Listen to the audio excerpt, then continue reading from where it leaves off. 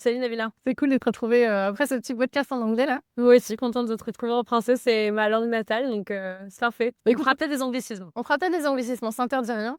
Merci beaucoup en tout cas vraiment pour tous tes feedbacks. Je voulais juste revenir un petit peu sur des notions. Bah déjà, on va se refaire une petite intro tiens, en français. C'est comment tu te décrirais en français, Ali? Je me décris telle que je suis aujourd'hui, donc directrice de l'innovation et des programmes IA et data au sein du groupe M6. Bien. Ça fait plus de 7 ans que je suis dans la boîte, plus de 7 ans à gérer à la fois des projets d'innovation, de transformation, de partenariat aussi. J'ai beaucoup travaillé sur les partenariats. Yeah. Et plus récemment, j'étais sur la stratégie produit audio-digital, donc de nos 3 marques radios du groupe M6, RTL, RTL de Fun Radio. Les gens oublient souvent qu'on n'est pas seulement un diffuseur télé, on a aussi des radios, on a du cinéma, on a pas mal de diversification. Et donc moi, je suis vraiment transverse aujourd'hui à l'ensemble de ces activités sur l'innovation et sur d'autres priorités stratégiques qui sont l'IA et la data. Et donc c'est de ça dont on va un petit peu parler, mais peut-être nos 3 piliers sur l'IA et la data, ce serait de se dire qu'on augmente la productivité de nos collaborateurs et l'efficience opérationnelle. La créativité, c'est quand même notre core business au sein du groupe M6, on est quand même un groupe média. Et enfin, l'expérience utilisateur, donc non seulement de nos produits, mais aussi, on va dire, de toute notre expérience B2C. Donc comment est-ce qu'on va s'adresser à nos pas seulement finalement aux auditeurs et aux téléspectateurs, mais à toutes les personnes qui ont accès au groupe M6. Hyper intéressant. Du coup, quand tu parles de... En fait, c'est génial que tu sois en charge et des projets AI et des projets data. Est-ce que tu vois des ponts aujourd'hui se faire entre les différents Alors, il y a des secteurs? ponts et c'est pour ça qu'on a justement mis IA et data, parce qu'en fait, on sait que l'IA, c'est la face émergée de l'iceberg et que la data, c'est vraiment le socle de tout. Ouais. Et donc, en fait, on se rend compte, ça a été vraiment un choc pour nous de se dire, en fait, quand on commence au projet IA, on est souvent bloqué par des questions de process, mais aussi par des questions de structuration de la data, de qualité de la data, mais aussi d'organisation, de comment, en fait, finalement, on collecte cette data et qu'on s'assure de où elle est, de qui en est honneur, donc qui est propriétaire et qui, finalement, produit et récupère sa donnée. Donc ça, c'est quelque chose de ultra important. Ouais. On est en train de travailler sur une organisation en data mesh, donc c'est-à-dire comment est-ce qu'on répartit la responsabilité de la data au sein des business, au sein des métiers, tout en ayant une petite équipe socle qui est au sein de la direction des technologies et de l'innovation à laquelle j'appartiens, avec une petite équipe d'ingénieurs et finalement de data scientists experts qui vont être à l'origine de ce qu'on appelle le data lake et le data warehouse, où sont stockées la majorité de nos données, on va dire ça pour faire simple. Mais ensuite, que finalement, les cas d'usage soient portés par les métiers et aussi par les équipes data au sein des métiers, donc qui ont finalement la responsabilité de nous remonter des cas d'usage, mais aussi la responsabilité de nous transmettre la meilleure data pour le meilleur service et la meilleure expérience utilisateur. C'est vrai que tu disais, toi, ton objectif, c'est aussi de pouvoir driver le changement au sein de l'organisation de manière globale. Pour le faire, tu as besoin d'ouvrir l'accès à la donnée à l'ensemble des équipes. Est-ce que ça a été un challenge pour toi? Comment tu t'y es pris justement? Alors, la formation IA et data, c'est quelque chose qui a été stratégique au sein du groupe. Là, on est en train de finir de former l'ensemble des collaborateurs à l'IA et on commence à former l'ensemble des collaborateurs à la data. Donc, de comprendre nos outils data, c'est essentiel parce qu'en fait, aujourd'hui, on a plein d'outils, mais que les gens n'utilisent pas forcément. Notre principal outil de data vis, c'est Looker. Ok. L'objectif, ça va être d'augmenter le nombre de dashboards, donc de tableaux dans Looker et de rapports qu'on génère, mais aussi de créer finalement un sentiment de j'ai besoin de cette data Ouais. pour avoir une vision data-driven, donc orientée data en bon français. Mais comment je le fais? Ou alors comment je demande à la bonne personne de m'aider à le faire? Ok. Ça va vraiment être ça l'objectif de la formation et l'objectif de notre nouvelle organisation un petit peu plus structurée sur la data. Mais ça, c'est un travail de long cours. Autant l'IA, c'est une question de sprint, d'aller vite sur des premiers cas d'usage pour jouer avec et avoir finalement des cas d'expérience, enfin des cas d'usage qui nous permettent de montrer la valeur de l'IA. Et maintenant qu'on a montré la valeur de l'IA, qu'on a créé cette adoption avec les formations, l'objectif, c'est d'être vraiment très concret et de créer ces cas d'usage et de faire en sorte que ça vive tout au long du temps et que ça se structure réellement à long terme. Alors, il y a un thème commun dans tout ce que tu abordes et je suis hyper fan parce que j'y crois beaucoup, c'est la collaboration. On a parlé un petit peu de la collaboration en interne des équipes. Est-ce que tu peux nous parler de la collaboration en externe? Comment tu choisis l'entreprise avec qui tu vas bosser? Qu'est-ce que tu externalises? Est-ce que tu maîtrises avant d'externaliser ou pas? Enfin, quelle est ton approche? Je pense que tout le monde parle de stratégie make or buy. Ouais. Nous, chez M6, on est vraiment à la frontière entre les deux. C'est-à-dire que quand on peut faire, surtout avec les modèles aujourd'hui en open source, on fait. C'est-à-dire qu'on aime bien mettre les mains dedans, comprendre. Mais si on se rend compte qu'en fait, la course, elle est déjà gagnée par un outil, on va pas s'amuser. Et c'est pas notre rôle. D'ailleurs, on n'est pas une boîte tech. Notre but, c'est pas de créer des modèles. Notre but, c'est vraiment d'utiliser les meilleures solutions du marché. Donc, si c'est des modèles open source qu'on peut s'approprier, dans lesquels on peut finalement créer notre propre outil, adapté à nos besoins parce que ça n'existe pas sur le marché, on y va.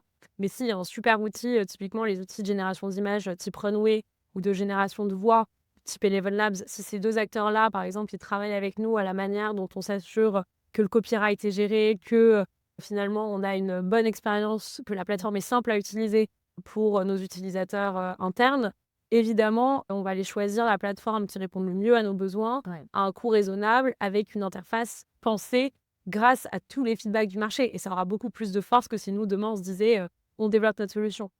Quand on peut, on choisit une solution française. Il n'y a pas toujours une solution française et même si on essaye d'être, souverain, si déjà les données sont stockées en Europe, c'est pas mal. Ouais. Mais l'objectif, ça va être d'aller vers la solution la plus agile, la plus adaptée à nos besoins, mais de continuer à faire des benchmarks marché pour toujours avoir la solution la plus adaptée et finalement, un bon partenaire, c'est un partenaire qui nous écoute, qui prend en compte, nos besoins, nos feedbacks et qui nous accompagne et on voit que c'est Ouais. vraiment ça le truc, qui change tout. Finalement, par exemple, un Runway nous propose des sessions d'accompagnement Ouais. pour nous former à l'IA et ça, c'est vraiment ce qui permet la transformation et c'est ce qui permet l'adoption de l'outil.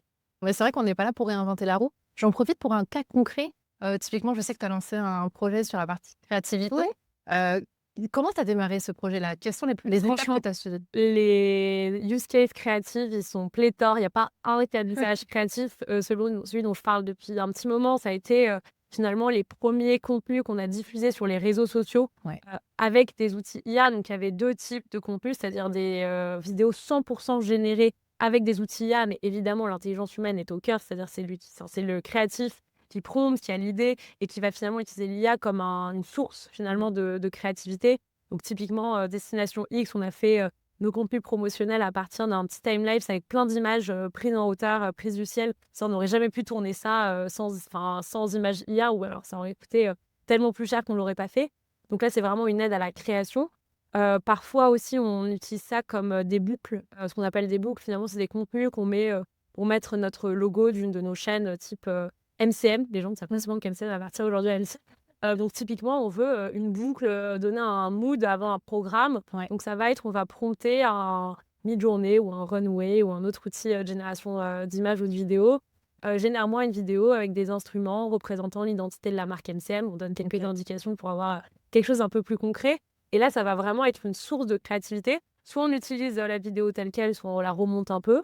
Même certains créatifs ont décidé de pas forcément avoir le bon logo de notre marque. C'est-à-dire que, bah, les IA ne savent pas bien aujourd'hui quels sont les logos de l'ensemble de nos marques, donc elles peuvent inventer des logos qui n'existent absolument pas. Ça peut être Soit fun. on se dit que c'est fun dans la créativité, que ça change un peu, notre image de marque, mais ça reste dans notre ADN. Ouais. Soit finalement, évidemment, les gens vont retourner dans leurs outils de Bien sûr. production et de montage Ouais. et changer le logo, si on pense que c'est nécessaire. Ouais. Mais donc 2 choses différentes, soit c'est de l'IA, de vidéo pour, de la promotion sur les réseaux sociaux, soit c'est pour illustrer, on va dire, la promotion de nos contenus sur nos chaînes. Donc là, c'est vraiment en télévision, on va diffuser des contenus, avec de l'IA.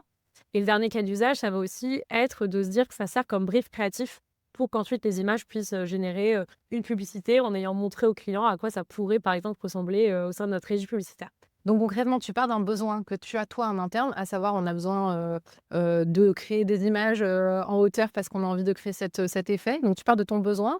Ensuite, qu'est-ce qui se passe? Tu regardes sur le marché, tu Bah, en fait, là, ça rejoint vraiment le sujet de la collaboration. C'est-à-dire que c'est Ouais. souvent, le créatif qui a l'idée et à qui on a donné les outils. Et donc, en fait, ça va juste être un outil parmi tant d'autres. Avant, il allait utiliser, Photoshop, il allait Ouais. utiliser Google, il allait utiliser son outil de montage, type Avid. Ouais. Là, on vient juste lui donner une nouvelle source de données. Donc, au lieu d'aller chercher des images de stock, au lieu de demander à, finalement, à un producteur, quand il fait le tournage de Destination X, de lui faire telle ou telle image, en fait, il va dire: «Au-delà de tout ce que j'ai déjà en ma possession, en fait, il y a un truc qui n'était pas possible, mais là, avec l'IA, maintenant, ça va être possible» et donc ça va être OK. un outil parmi tant d'autres qu'on lui a donné, enfin, auquel on lui a donné accès, auquel on lui a donné les bonnes, pratiques et les indications pour s'en servir et ensuite, ça va vraiment être pour lui, d'avoir finalement cet alignement entre une idée créative et le bon outil pour exécuter cette idée créative. C'est canon et typiquement pour Runway, comment il s'est retrouvé dans la liste des outils disponibles, de vos créas? Est-ce que c'est un benchmark que vous avez fait en amont? Comment a été générée finalement cette collaboration avec lui ou avec un autre, hein, peu importe? Bah, Runway, ça a vraiment été,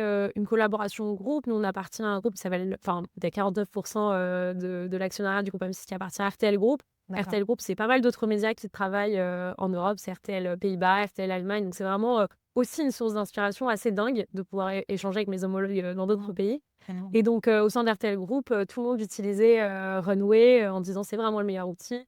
En attendant, Sora, c'est quand même, un outil très avancé pour ce qu'on appelle la consistance, donc la façon dont finalement un personnage va rester, le même. La capacité aussi de mettre une image pour générer une vidéo à partir d'une vidéo ou d'une image existante.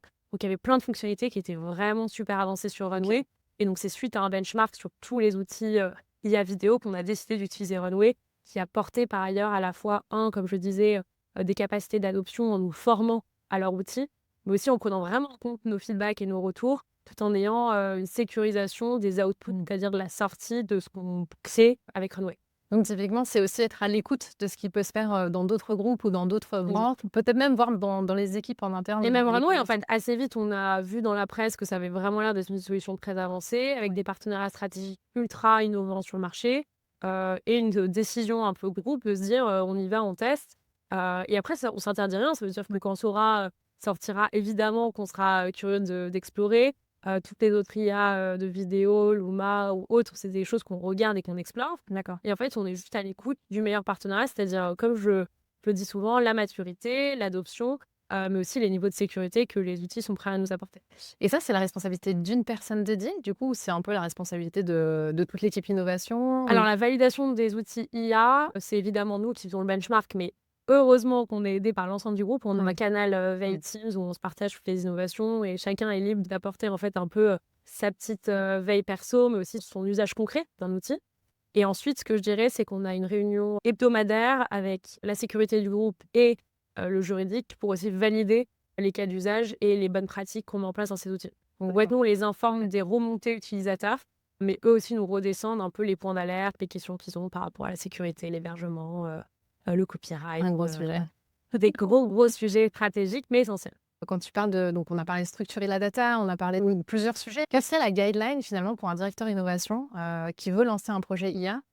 Justement, par où commencer sur ces sujets de data, quoi? Bah, sur la data, pour moi, effectivement, d'avoir une bonne organisation, c'est-à-dire d'avoir un data office qui écrit la stratégie, mais qui se charge aussi de l'appliquer, c'est essentiel.